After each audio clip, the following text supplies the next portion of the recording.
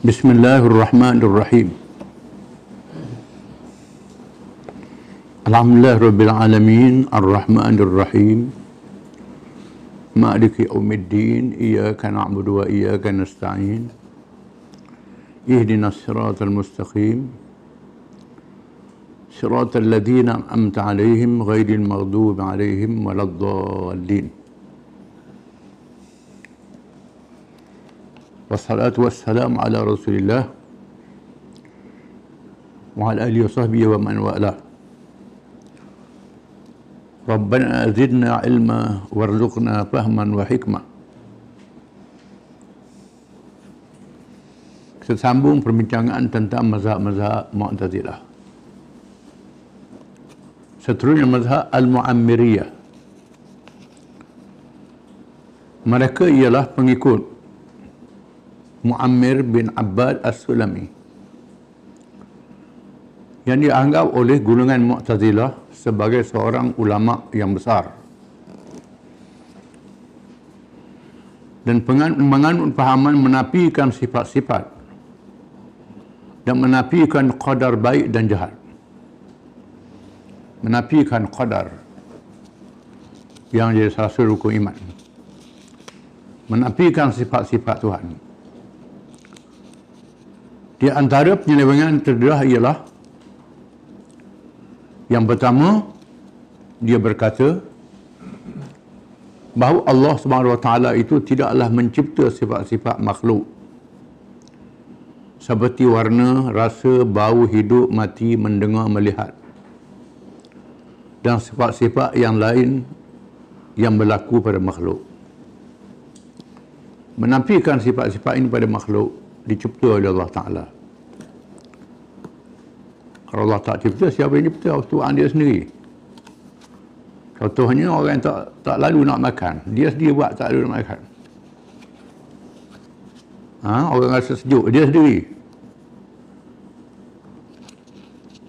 Ini jelas bahawa sifat ni ini menyatakan bahawa dia pengaruh. Seorang jadi putih jadi hitam, boleh tentu ke dia sendiri tentu sifat dia? Anak dia lahir, anak ni putih, anak ni hitam, anak ni merah. Menandakan berkait dengan ciptaan Allah Ta'ala. Bercanggah dengan Quran. Ayat Quran mengatakan Tuhan jadikan manusia berbagai-bagai jenis. Berbagai warna. Waqtilafu alsinatikum wa alwanikum. Allah Ta'ala jadikan kamu berbagai bahasa dan berbagai warna kulit. Ayat Quran. Ini bercanggah ayat Quran. Bercanggah hakikat yang sebenar. Kalau manusia ada kuasa, manusia boleh tentulah warna ini jadian dia. Yang kedua, bahawa sifat-sifat yang ada pada jisim itu tidak terhingga. Banyak. Pada diri seorang boleh banyak sifat. Boleh buat macam-macam. Tak terhingga. Jadi kekal lah manusia ni. Ketiga, manusia itu ialah sesuatu yang lain berjasa yang dirasa. Dia hidup, tahu, berkuasa dan mempunyai ikhtiar. Dia tidak bergerak, tidak diam, tidak berwarna, tidak melihat. Dan mempunyai perasaan. Apabila ditanya kepadanya, di manakah manusia itu? Dah mana manusia? Dia menjawab, dia berada pada jasad yang ditadbirkan. Di dalam syurga dia diajar, dalam neraka dia diazab. Ini semua reka mereka. Guna hukum akal. Yang ketiga, tidak harus dikatakan Allah itu qadim. Di samping dia disifatkan yang mawjud, lagi azali. Perkataan qadim azali ini menjadi perbahasan ulama-ulama usuluddin. Ada ulama mengatakan qadim ini ialah yang sedia bagi yang ada. Itu makna qadim. Azali yang sedia bagi yang ada dan tidak ada. Kan azali umum. Ada ulama mengatakan serupa je qadim azali, itu khilaf bahasa sajalah. Allah Ta'ala ialah yang qadim, huwal awwal wal akhir wal zahir wal batin, ayat Quran. Yang tak ada mula bergadanya, yang kita tak tahu, nak fikir dengan akal kita. Allah Ta'ala tak serupa dengan makhluk. Yang kelima, enggan mengatakan Allah itu mengetahui dirinya. Allah tak tahu dah hadiri dia. Tak tahu dia tu. Ya begitu. Ada ke Tuhan tak tahu hadiri dia? Yang keenam, mendakwa bahawa Quran itu termasuk dalam perkara Arab, sifat yang berdiri pada yang lain. Arab itu, sifat itu dua bahagi. Di antaranya ialah apa yang dibuat oleh yang hidup, dan di antaranya dibuat oleh yang mati. Yang mati berbuat juga. Mestilah pada hakikatnya Allah itu membuatnya. Begitu pula sebalik, Allah membuatnya pula. Dan Al-Quran itu ialah perbuatan bertempat di mana dia mendengar padanya. Quran itu ialah perbuatan yang Allah Ta'ala dengar, dibuat lepas itu. Ini semua pandangan yang berbelit-belit. Dia sendiri pun tak faham. Kita dia pun tak faham. Bercakap belit-belit. Seterusnya, mazhab Al-Mirdariyah. Mereka ialah pengikut Abu Musa Isa bin Dhabih yang digelar dengan Al-Mirdar. Nama beradak. Yang nama anak. Mazhab yang sesat. Dia dianggap, ada orang tu nama anak mendengar pelik-pelik nama anak. Ada nama tak molek. Dia dianggap sebagai orang yang penting dalam mazhab Mu'tazilah. Dia berjaya menyebarkan ajaran di Baghdad. Dia berjaya sebar ajaran di Baghdad. Kerana sifatnya warak, orang tengok dia warak. Apa makna warak tak tahu. Warak ni hati tak terpengaruh dengan dunia. Makna warak bukan tak cari harta. Ulama tasawuf ni ada yang harta banyak, yang kaya, pakat dia besar. Nabi Sulaiman mereka tahu dunia tapi warak, zuhud. Bukan makna warak ni pakai buruk, baju cari, jalan tunduk monyok. Tu bukan makna warak, tu tak betul. Lepas tu Sayyidina Umar melihat seorang yang tunjuk warak depan dia, tunduk Sayyidina bid'ah, piak belakang dia, irfa' ra'sak, agak kepala. Yang ni piak dia Sayyidina Umar, nak tunjuk warak depan dia. Tapi Mirda ni tunjuk warak. Zuhud. Zuhud ni mana tinggal dunia, capuk bitih je rebah. Tunjuk zuhud. Dan kuat beribadat depan orang. Dan pintar berhujah. Dan fasih berpidato. Ini sangat bahaya. Cakap pandai. Pandai berhujah, fasih berpidato. Dia gedor rahib Mu'tazilah. Rahib ni padri Mu'tazilah. Pada nama lah padri Mu'tazilah. Di antara ajarannya ialah, yang pertama dia pernah berkata bahawa sesungguhnya Allah itu mentakdirkan berlaku. Berbohong dan zalim. Allah Ta'ala boleh bohong, boleh zalim. Ta'ala subhanallah. Kalau dia berbohong dan zalim, maka dia Tuhan yang bersifat bohong dan zalim. Masya Allah. Mengarut ni. Yang kedua, dia terlalu melampau menyatakan Quran itu makhluk. Sehingga dia berani berkata bahawa manusia boleh juga dilafazkan kata-kata yang fasih seperti Quran. Orang boleh buat juga macam Quran. Manusia boleh reka. Dia menambah lagi bahawa sesiapa yang berkata Quran itu qadim, hukumnya kafir. Dia kafir ke orang pula. Orang tak ikut dia kafir.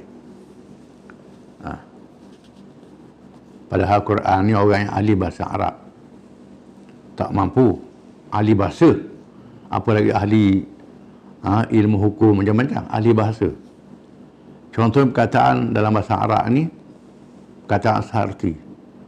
Duduk. Bahasa Melayu duduk saja. Bahasa Arab, qa'ada duduk. Jalasa duduk.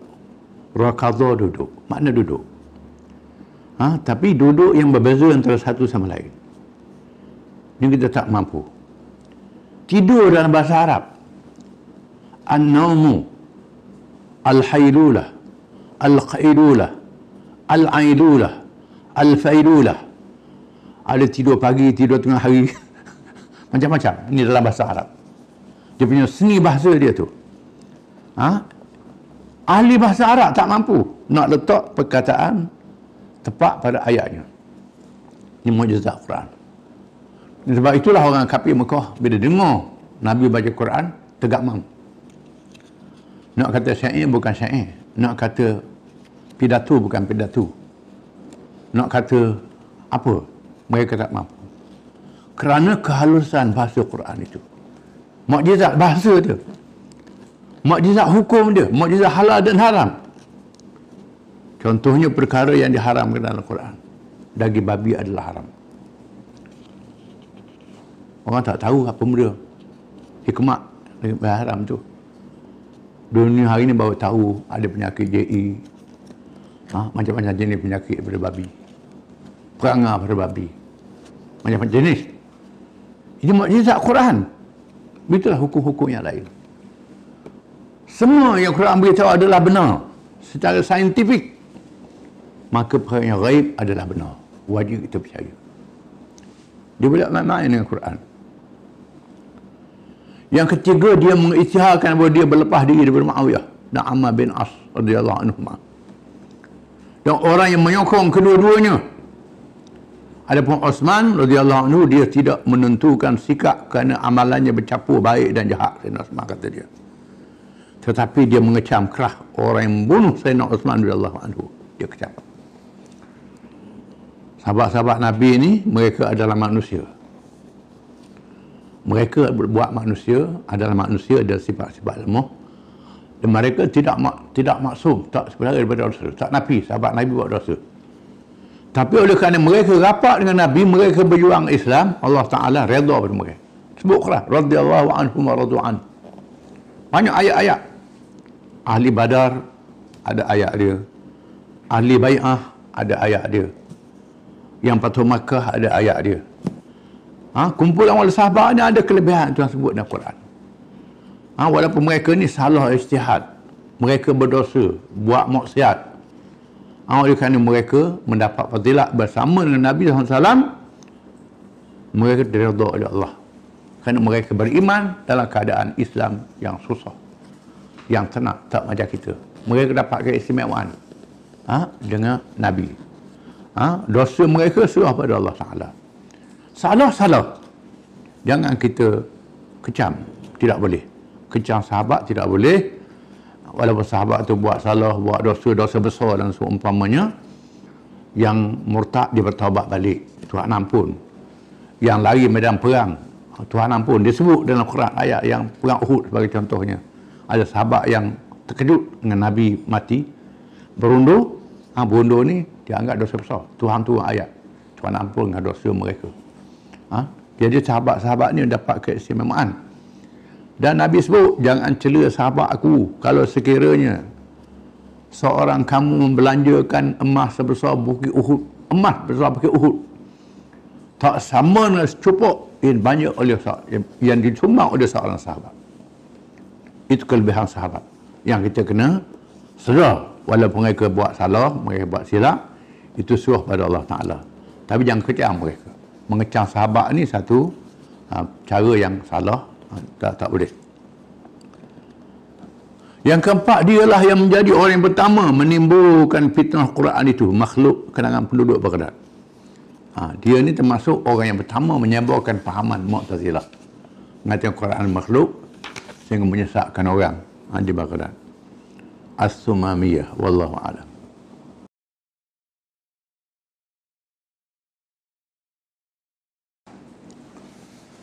Bismillahirrahmanirrahim. Khutbah di hari kedua. Hari kedua Fathu Makkah, Nabi menyampaikan khutbah. Rasulullah SAW menyampaikan khutbahnya setelah memuji dan menyebut kebesaran Allah dan kemuliaannya, maka bersabdalah kepada orang ramai, Ayuhan nas, inna Allah harrama Makkah yawma khalaqa as-samawati wal ard. Fahiya haraman bihurmatillahi ila yaumil qiyamah. Fala yuhillu limri'in yu'minu billahi wal yaumil akhir. Yu'minu billahi wal yaumil akhir. Ada hamzah, ada tawa. An yasbika fihi daman aw ya'dila fihi syajaratan. Fa in ahadun tarakhasa liqitali Rasulullah sallallahu alaihi wasallam faqulu inna Allaha adzana li Rasulillah sallallahu alaihi wasallam wa lam ya'zan lakum wa innama halat li sa'atan min nahar wa qad 'adat hurmatuha al-yawm ka hurmatiha bil ams falyuballigh ash-shahidul ghaib. Maksudnya, wahai manusia, sesungguhnya Allah telah mengharamkan Mekah, yakni melakukan di dalam kawasannya beberapa perkara. Sejak ia mencipta langit dan bumi, maka ia haram dengan hukum haram itu daripada Allah sehingga hari kiamat. Maka tidak halal bagi seorang yang beriman kepada Allah dan hari akhirat menumpahkan darah di dalam kawasannya atau pokok pun tak boleh, kecuali pokok sayur lah, buah-buahan, tanam buah. Maka jika seseorang mendapat kemudahan untuk berperang, bagi Rasulullah SAW katakan kepadanya bahawa Allah mengizinkan pada Rasulullah dan ia tidak mengizinkan kepada kamu. Sesungguhnya dihalalkan kepadaku satu masa sahaja, dan hukum haram itu kembali semula pada hari ini seperti hukumnya kemarin. Maka orang yang menyaksikannya dalam kalangan kamu hendaklah menyampaikan kepada orang yang tidak ada pada hari ini. Nabi isytiharkan tak boleh berperang lagi di Mekah. Mekah negeri yang aman, Mekah negeri yang haram. Haram melakukan perkara yang disebut tanah haram. Tanah yang dihormati, tanah yang diharamkan melakukan perkara yang dibuat tempat lain. Binatang perburuan dia tak boleh tangkap. Burung pati di Mekah tu banyak kan, nak tangkap tak boleh, haram. Dia haramkan, tak boleh sekali. Burung dia tak boleh. Sembelih ayam tak apalah. Binatang senakan tak jadi salah. Pokok dia tak boleh dicabut. Tak boleh. Pokok yang tumbuh, pokok yang liar maksudnya. Tanah sayur, di situ kita nak makan sayur, tu lain ceritanya. Itu haram. Adapun peristiwa yang berlaku Nabi serang Mekah, itu diizin oleh Allah pada masa itu sahaja. Hukum yang diisytiharkan ini memaklumkan kemuliaan Mekah dan keistimewaannya yang wajib dipelihara, di samping keberkatan dan fadilatnya yang besar.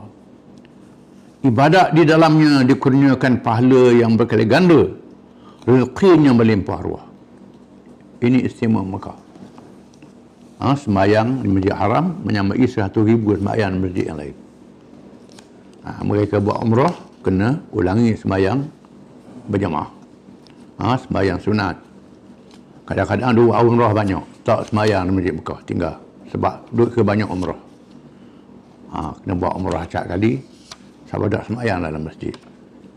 Umrah boleh buat, tapi jangan luput sembahyang dalam Masjid Haram. Yang kena sedar, ni tak tahu kala. Pergi Mekah, pergi melancong je, bukan pergi menunaikan ibadat. Ada istimewaan di Mekah ni. Doa jadi makbulkan, walaupun kita doa tak nampak selalu, tapi diberi pahala, diberi oleh Allah pada hari kiamat. Rezeki penduduk Mekah melimpah ruah. Tidak ada pokok kayu, tak ada pohon, tak ada pada Mekah. Semua buahan, semua sayur, semua sumber yang ada dalam dunia yang halal ada di Mekah. Ummul Qura, ibu segala kampung, segala negeri. Allah menamakan Ummul Qura, firman Allah Subhanahu wa taala, "Wa hadza kitabun anzalnahu mubarakun musaddiqul ladzi baina yadayhi wa litunzira ummal qura wa man hawlaha walladzina yu'minuna bil akhirati yu'minuna bih wa hum ala salatihim yuhafizun. Suratul An'am ayat 92. Artinya, dan ini ialah kitab Al-Quran yang kami turunkan. Ia mengandungi berkat, lagi mengesahkan kebenaran yang ada di hadapannya, dan supaya memberi peringatan kepada penduduk Ummul Qura, yakni Mekah, serta keliling Mekah, dan orang-orang beriman kepada hari akhirat. Mereka beriman kepada Al-Quran dan mereka tetap mengerjakan dan memelihara salatnya, tak tinggal sembahyang yang diwajibkan. Yang sunat dibuat sentiasa, yang diwajib tak tinggal sekali. Ahli kaji bumi juga menegaskan bahawa Mekah adalah bumi yang tertua dan lapisan yang paling selamat dari gempa. Keamanannya ditetap oleh Allah secara semula jadi dan hukum agama. Benarlah sabda Rasulullah SAW, tetapi kalangan musyrikin Mekah tidak meyakininya dan tidak mahu beriman kepada Allah dan Rasulnya SAW yang dilahirkan di bumi yang aman itu. Allah mendedahkan kepada mereka dalam Quran dengan firman-Nya, wa qalu inna tabi'il huda ma'aka nutakhattaf min ardina wa lam numakkin lahum haraman aminan yujba ilaihi thamaratu kulli syai' rizqan min ladunna walakinna aktsarahum la ya'lamun. Surah Al-Qasas. Yang bermaksud, dan mereka berkata, yakni penduduk Mekah berkata, kalau kami menyertaimu mengikut petunjuk yang engkau bawa itu, nescaya kami dengan serta-merta ditangkap dan diusir dari negeri kami. Mengapa mereka berkata demikian? Bukankah kami telah melindungi mereka dan menjadikan negeri Mekah ini tanah suci yang aman, yang dibawa kepada Allah, kepadanya hasil tanaman dari segala jenis, sebagai rezeki pemberian dari sisi kami. Tetapi kebanyakan mereka tidak memikirkan untuk mengetahuinya. Mereka yang tidak yakin dan beriman kepada keamanan kurniaan Allah kepada bumi Mekah dan menentang Rasul yang dilantik oleh Allah dari buminya tidak layak berada di Mekah, apatah lagi untuk menjadi pemimpinnya.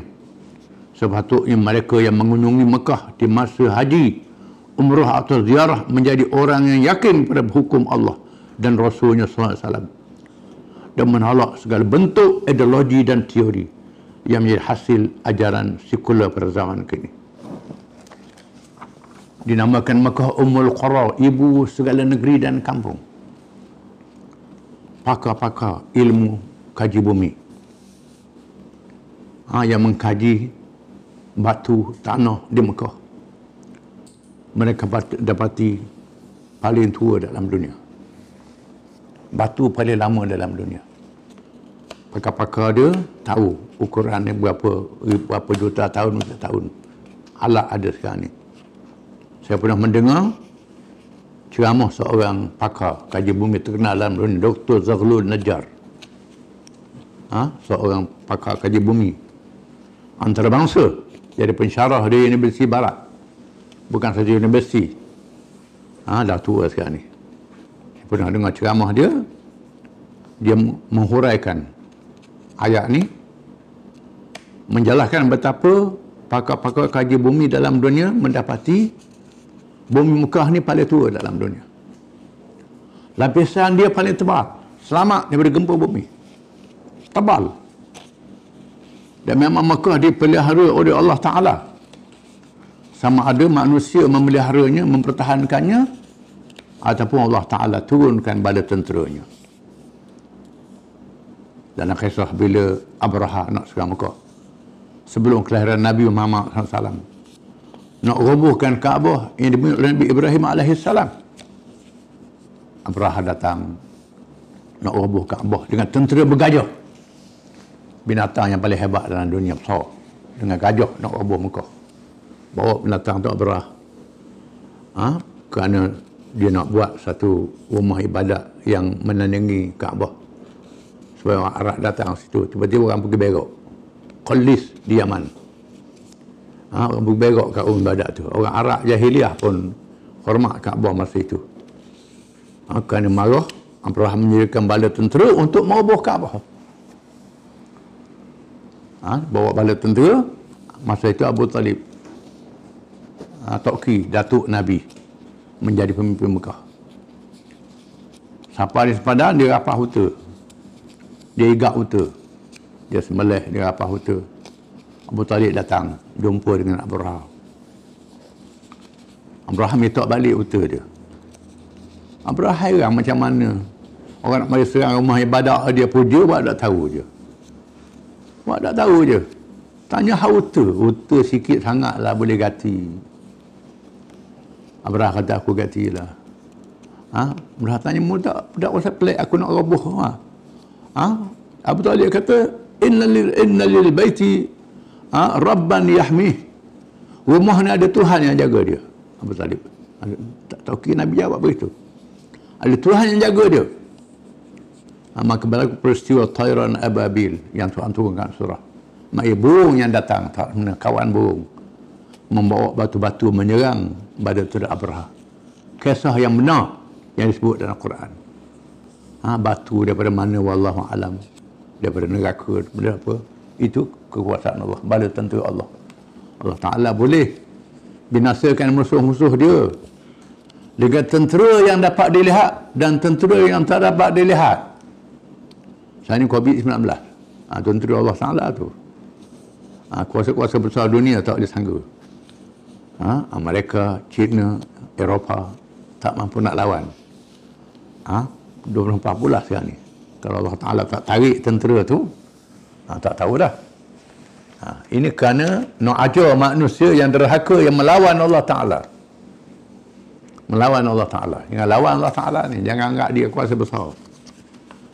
Dia hebat. Jangan anggap begitu. Kita akan baca dalam tafsir kisahnya. Berkait dengan ini juga. Nak lawan Allah Ta'ala, tak boleh. Allah Ta'ala tentera yang tak dapat dilihat. Tentera yang dapat dilihat, semua ada bagi Allah Ta'ala. Ibu, angin, taupan, malaikat, jin, binatang-binatang, Allah Ta'ala boleh harap.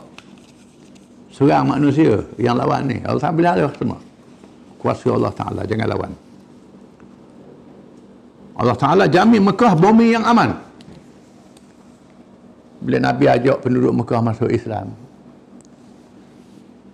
kami tahu Muhammad ni baik, Muhammad ni amanah, Muhammad tak pernah bohong. Dan mengapa lawan Muhammad SAW? Sebab kami rasa kalau lawan Muhammad, lapor kita. Habislah kita. Mekah ni tak ada asil, tak ada apa, tak ada sumber. Habislah. Tak percaya Tuhan beri rezeki. Tak percaya pada kekuasaan Allah Ta'ala. Mereka berkata, kalau kami ikutmu petunjuk yang akan bawa oleh wahai Muhammad, habislah kami di Mekah ni. Habislah. Tak boleh nak makan apa. Mekah tak boleh bertanam, tak boleh apa. Tuhan tanya, mudah sedar aku beri buah kepada di Mekah ni. Macam-macam buah-buahan, macam-macam sayuran datang ke Mekah. Rezeki yang datang di seluruh pelosok dunia. Mu tak tengok? Ayat ni turun daripada orang kafir zaman itu. Maka kita orang Islam yang pergi ke Mekah zaman ni kena insaf. Kena sedar bila pergi ke Mekah tu tengok bukan saja tawaf, bukan saja tengok segala kemudahan-kemudahan. Semua barang ada di Mekah. Sekadar tu pergi Mekah beli barang daripada Cina pun ada, daripada apa pun ada. Waktu tu kata barang Mekah ni, beli jam Mekah, kain Mekah, tengok buatan Cina, buatan macam-macam. Tuhan bawa, tak ada kilang di sana. Ini kekuasaan Allah Ta'ala yang kita kena sedar. Allah Ta'ala itu maha berkuasa. Kehebatan Mekah ditunjukkan.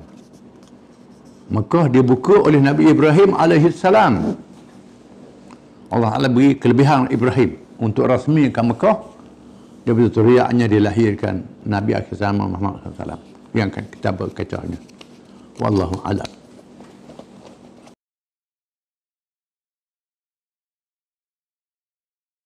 أعوذ بالله من الشيطان الرجيم Alam tara ila alladhi haja Ibrahim fi rabbih an ataahu Allahul mulk. إذ قال إبراهيم ربي الذي يحيي ويميت قال أنا أحيي وأميت قال إبراهيم فإن الله يأتي بالشمس من المشرق فأت بها من المغرب فبهت الذي كفر والله لا يهدي القوم الظالمين أو كالذي مر على قرية وهي خاوية على عروشها قال أنا يحيي هذه الله بعد موتها فأماته الله 100 عام ثم بعثه قال كم لبثت قال لبثت يوما أو بعض يوم قال بل لبثت 100 عام فانظر إلى طعامك وشرابك لم يتسنه وانظر إلى حمارك ولنجعلك آية للناس وانظر إلى العظام كيف ننشزها ثم نكسوها لحما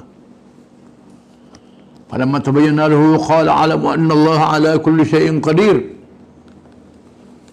وإذ قال إبراهيم رب أرني كيف تحيي الموتى قال ولم تؤمن قال بلى ولكن ليطمئن قلبي قال فخذ 4 من الطير فصرهن إليك ثم اجعل على كل جبل منهن جزءا ثم ادعهن يأتينك سعيا واعلم أن الله عزيز حكيم.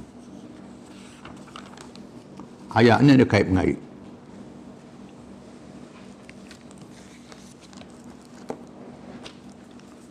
Yang bermaksud,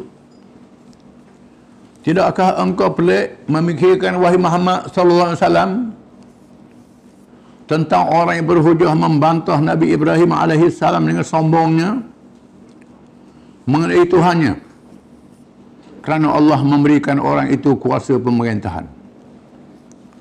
Ketika Nabi Ibrahim berkata, Tuhanku ialah yang menghidupkan dan yang mematikan.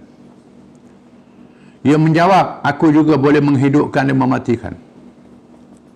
Nabi Ibrahim berkata lagi, sesungguhnya Allah menerbitkan matahari dari timur, oleh itu terbitkanlah dia dari barat. Maka tercenganglah orang yang kafir itu lalu dia membisu. Dan ingatlah Allah tidak akan memberikan petunjuk orang-orang yang zalim. Atau tidakkah engkau pelik memikirkan wahai Muhammad SAW tentang orang yang melalui sebuah negeri yang telah runtuh segala bangunannya. Orang itu berkata, bagaimana Allah akan menghidupkan membina semula negeri ini sesudah matinya rosak binasanya. Lalu ia dimatikan oleh Allah dan dibiarkan dia berubah selama 100 tahun. Kemudian Allah menghidupkan dia semula.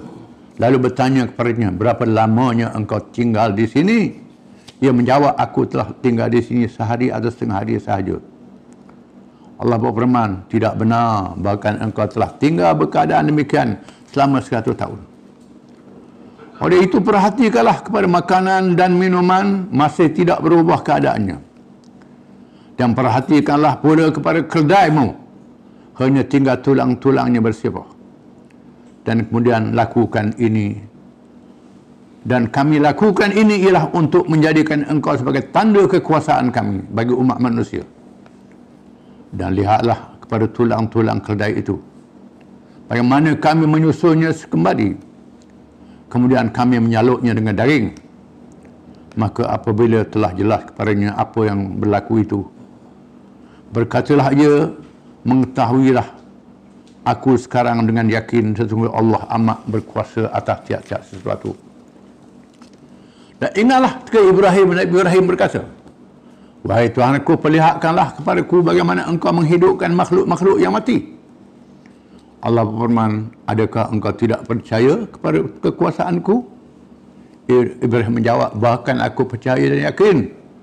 Akan tetapi aku memohon yang demikian ialah supaya tenteram hatiku yang sangat-sangat ingin menyaksikannya. Allah berfirman, jika demikian ambillah 4 ekor burung, kemudian kumpulkanlah olehmu dan cincanglah semuanya. Setelah itu letakkanlah di atas tiap-tiap sebuah bukit, di atas sebuah bukit,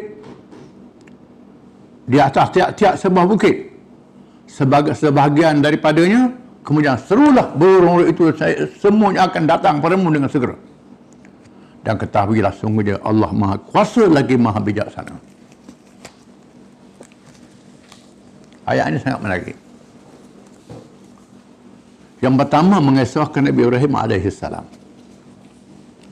Ulama mengatakan kisah Nabi Ibrahim selamat berbakar dalam api. Dibakar oleh Raja Namrud.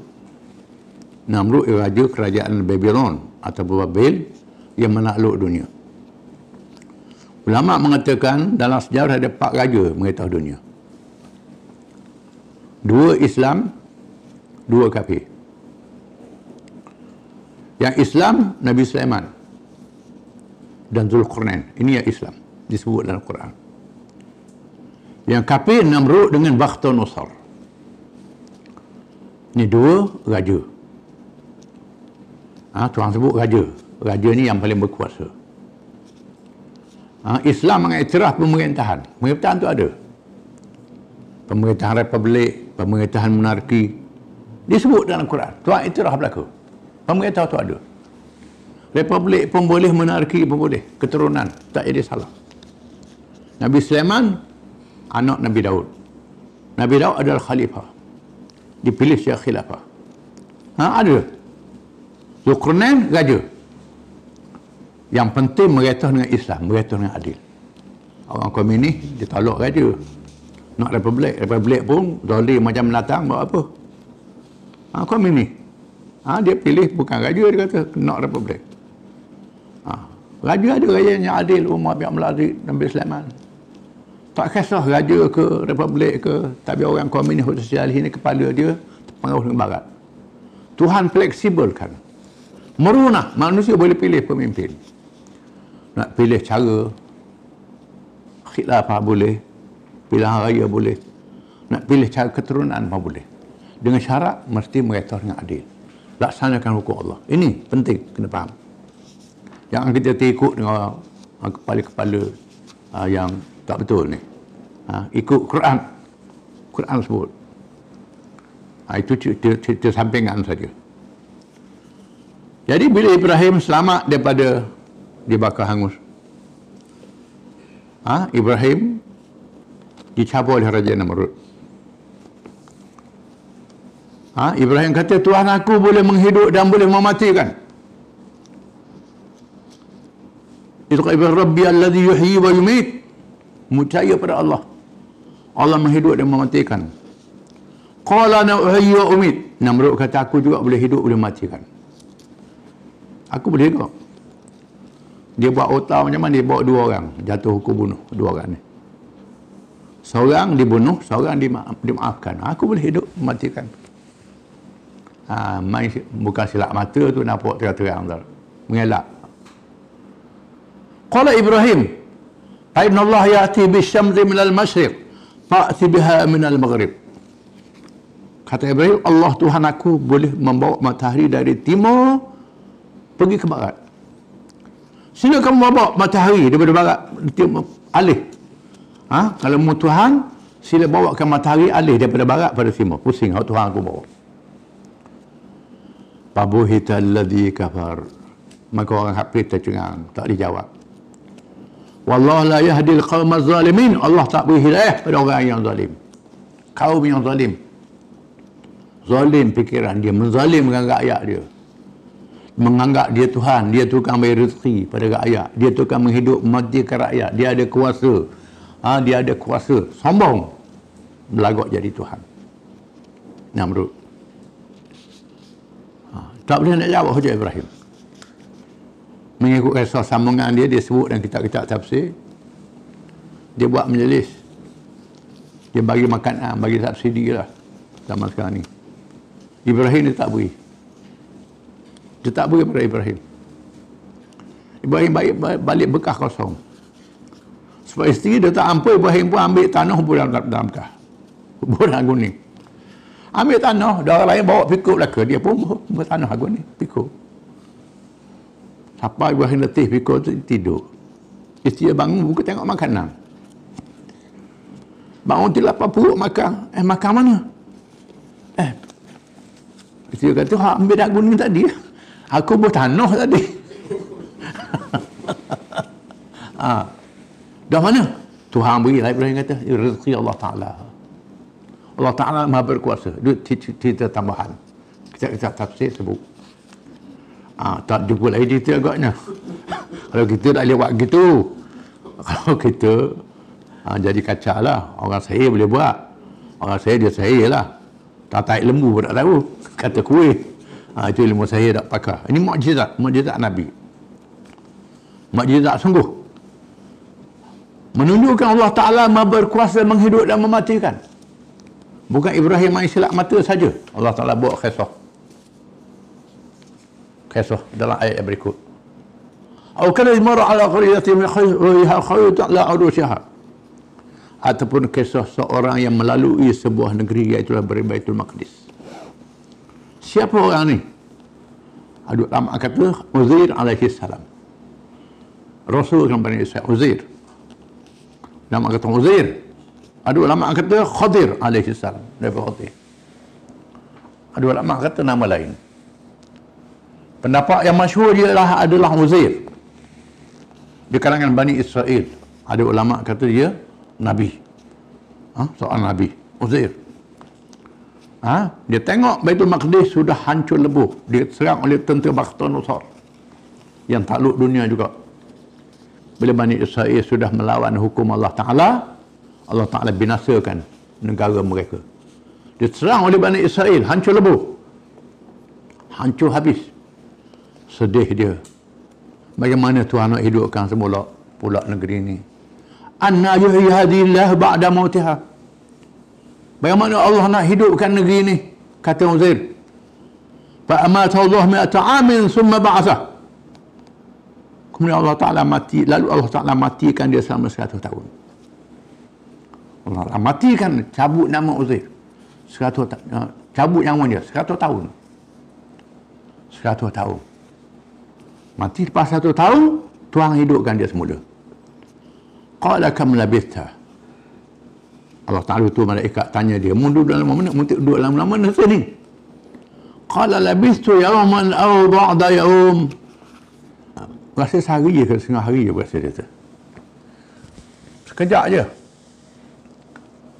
Dia sebut dalam hadis dalam kitab. Orang yang mati ni walaupun ribu tahun dia mati dah, bila bangkit hari kiamat rasa macam tidur je sekejap. Sekejap je berasa. Tapi berasa lama-lama lah ikut azab nikmat dalam kubur ni. Bangun, Tuhan lama mana kau tidur? Labistu yauman aw ba'da yaum. Satu hari ke setengah hari saja. Qala bal labisa mata'amin. Engkau sebenarnya duduk ni selama 100 tahun. 100 tahun mu ni, mati ni. Aku mati mu 100 tahun. Hidup pula. Fazur ila ta'amika wa syarabika lam yatasanna. Tengok makananmu.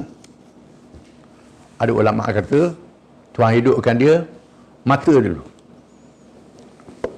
Mata dia jadi dulu, nampak dia punya segala habuk, kulit, tulang dia nampak. Setiap hari dia nampak kelih. Hidup semula. Jadi manusia. Dia bawa tanya, lama mana? Rasanya sehari separuh hari dia kata dia. Dia tengoklah peristiwa tu. Sila kamu tengok. Makanan yang membawa. Ulama kata ada buah anggur dia bawa makanan. Makanan tu masih ada lagi. Anggur dak basi, dak buruk, dak apa. Dia tengok. Tengok makananmu, ta'amika wa syarabika, dan minumanmu. Lam yatasanna. Tak berubah, tak basi makanan itu. Wanzur ila himarika. Tengok kedaimu. Kedai ada tulang lagi. Tulang putih lah hacu. Hacu. Lepas tu kedai tu jadi satu balik. Dia nampak tulang tu balik semula apa jatuh. Tumbuh pikah bangun, kukuk. Kukuk. Walinaj'alaka ayatan linnas Wanzur ila izama kaifa nunsuha thumma naksuha lahma. Dan tengok, aku jadikanmu ni sebagai tanda pada manusia. Aku berkuasa untuk hidupkan semula pada hari kiamat. Itu dalilnya. Aku berkuasa menghidupkan semula manusia dah mati pada hari kiamat. Kelak. Mu tengok bagaimana tulang-tulang yang repuk, tulang yang berkecah itu, summa naksuha lahma. Aku pakaikan tulang itu dengan daging-daging, orak-orak dan kulit-kulit. Jadi semula. Falamma tabayyana lahu, maka terkala ternyata kepadanya apa yang berlaku itu. Qala a'lamu anna Allah ala kulli syai'in qadir. Uzair berkata, aku tahu Allah Ta'ala Maha berkuasa. Berkuasa. Ulama kata masa berlaku tu umur dia 40 tahun. Ada anak. Ada anak dah. Ha? Bila 100 tahun dengan anak dia mati ya. Tapi dia cucu dia. Cucu dia tuang bangkit dia 40 tahun juga. Hak cucu ni tua dah. Pelik. Jadi pelik. Pelik. Pelik. Ini beri cucumu tua dah. Pelik. Banyaklah kisahnya. Dia hafal kitab Taurah, dia terbalik panjang ceritanya. Cucu dia, katakan anak dia, dah tua dah. Dia tengok, ini Tuhan Maha berkuasa. Kemudian Tuhan sebut, wa idh qala Ibrahim rabbi arini kaifa tuhyil mauta. Dan ingat, wahai Muhammad dan umat Muhammad, ketika Ibrahim berkata, wahai Tuhan, tunjukkan kepada aku bagaimana engkau menghidupkan orang mati. Setelah dia berhujah dengan Namrud tadi, Tuhan aku boleh hidup, boleh mematikan. Dia beriman dengan haqqul yakin, keyakinan yang sebenar. Tapi ainul yakin, tengok dengan mata kasar. Tengok betul-betul benda itu berlaku. Bagaimana engkau menghidupkan orang mati? Qala awalam tu'min, adakah kamu tak percaya Ibrahim? Kamu tak percaya Ibrahim aku ni kuasa? Qala bala. Ibrahim kata, saya percaya. Walakin dia tatma'inna qalbi, supaya hati saya tenang. Tenang, tengok dengan mata. Tenang. Qala fakhudh arba'atan min at-tayr. Wahai Ibrahim, tangkap 4 ekor burung. Mereka 4 ekor burung. Tuhan tak sebut burung apa. Ulama tafsir khilaf. Ada ulama kata burung pati, ayam datang, gagak, macam-macam. Ni kata burung ni burung tak ada masalah, burung penduduk bahas pasal burung. Itu cerita lain lah. Ulama-ulama kata ni burung ni, burung ni, burung ni. Tuhan tak. Bukan pasal burung tu, yang pentingnya Tuhan berkuasa. Tangkap 4 ekor burung, pasurhunna ilaik. Sembelih burung tu cicang. Cicang campur daging dia semua. Campur dengan semua. Summa ja'ala al-kulli jabalin minhunna juz'a. Bagi pada bukit-bukit. Ada kata 4 bukit, kata 7 bukit, itu khilaf ulama lah. Ikutlah berapa bukit boleh buat belaka. Quran dah sebut berapa bukit. Tabur di bukit-bukit ni. Tabur. Summa du'uhunna ya'tikana sa'ya. Panggil mereka. Akan datang balik. Ulama kata, mau pegang kepala, takut tak kena burung apa. Burung ni tak kepala sini, burung ni tak kepala, burung apa. Summa du'uhunna. Panggil, seru. Ya'tikana sa'ya. Akan mari balik. Maka mari semua tu. Kalau salah mari kat tu dia semula. Aku tunjuk depan Ibrahim. Hidup. Wa'lam an'a, semua takkan datang dalam keadaan datang bergerak mari. Cantum kepada kepala dia balik. Wa'lam anna Allah azizun hakim. Ketahui Allah Ta'ala Maha perkasa lagi Maha bijaksana. Untuk mengesahkan kekuasaan Allah Ta'ala yang Maha berkuasa. Yang Maha berkuasa mencipta semua alam, menghidup yang sudah mati. Ini kisah yang sangat menarik, satu kisah yang benar. Quran adalah kisah yang benar. Walaupun tak sebut tahun berapa.